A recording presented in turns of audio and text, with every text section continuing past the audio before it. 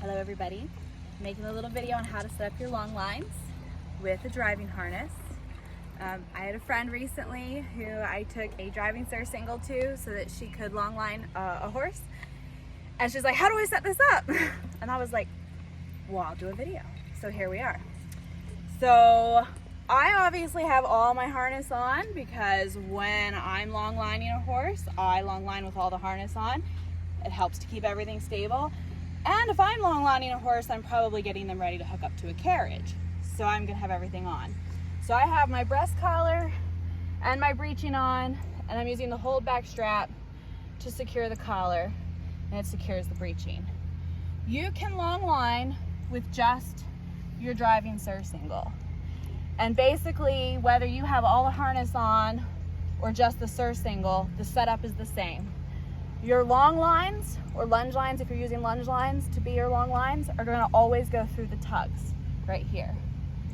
You never ever long line from the turrets up here and on the neck, because up here the horse can spin around and get away from you. Down here you have more control over the hind end, which you'll see as we get moving. So always through the tugs and then up to your bridle. If you're in a snaffle, obviously you're just snapping to the snaffle. I like to long line on the first bar on my driving horses so they can get used to their curb chains and their bridles. So when you're ready to start long lining, you're obviously gonna have your right rein in your right hand, your left rein in your left hand. Your outside rein needs to always come over the horse's rump and around the back of the horse. You want to have your outside rein right between the point of the buttocks and the hock, right in that gaskin area. That's how you have control over the hind end. And then also, you need to always have a whip in your hand, just like when you drive. It's the only way you can reach them to say anything if you need to say something to them physically. And that goes for driving horses and riding horses. So when I'm ready for him to move off, I'll say his name, Aries, walk on. And sometimes he needs a little tap because he's just a little lazy. And that's okay, we like lazy better than hyper. Then you can let the rein slide through your hands to adjust to where you want them to be.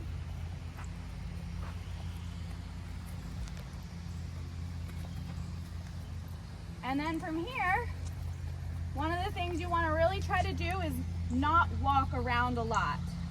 Your horse is the one long lining and lunging, not you.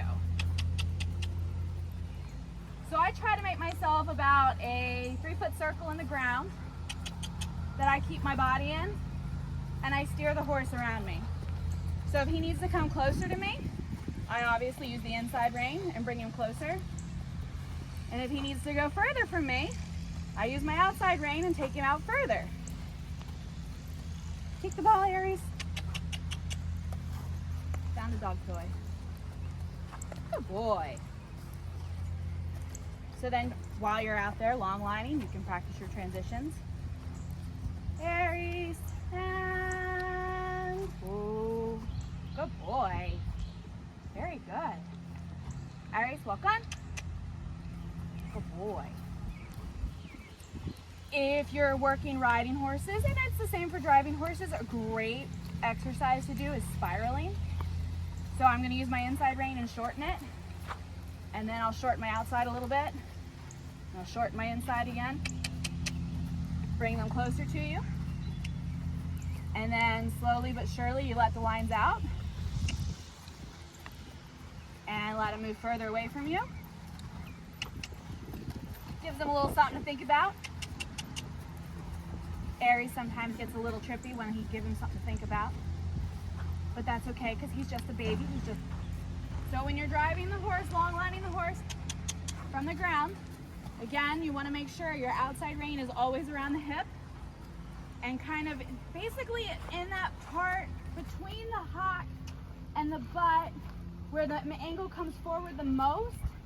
That's what I always kind of gear my outside line to be in, because when you're long lining, if they try to flip around and face you, which is not what we want. By having the line where I have it right now around his behind, he can't flip around and face me. I can stop him before he does. There's a lot of training techniques where people want their horses to flip around and face them, and that's all fine and dandy, but that's not safe with a driving horse.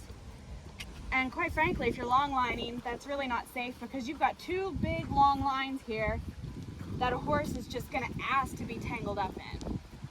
So it's very important to keep the lines down through the tugs, about halfway down the horse's sides, not up through the terrets up high, and then the line down around the butt so you have control over the hind end.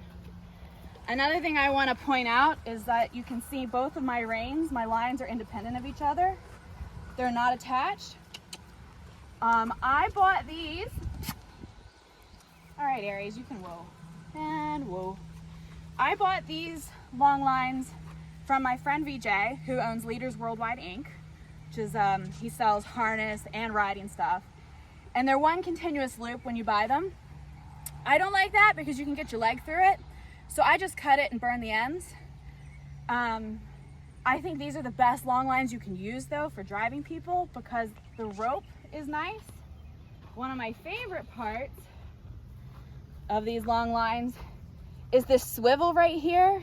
I don't have to worry about keeping my reins straight because the swivel just automatically makes it go straight. Makes for a better line of contact. And then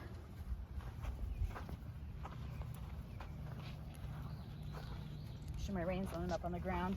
The other thing I really love about these long lines is it's leather that attaches to the bit and a buckle. So you can attach it to the Liverpool, and also you get a better feel with leather versus a metal hook that is snapped right onto the bit. And you have more options with the leather piece that can go through the Liverpool versus being stuck on the snaffle all the time. So these long lines come from Leaders Worldwide Inc.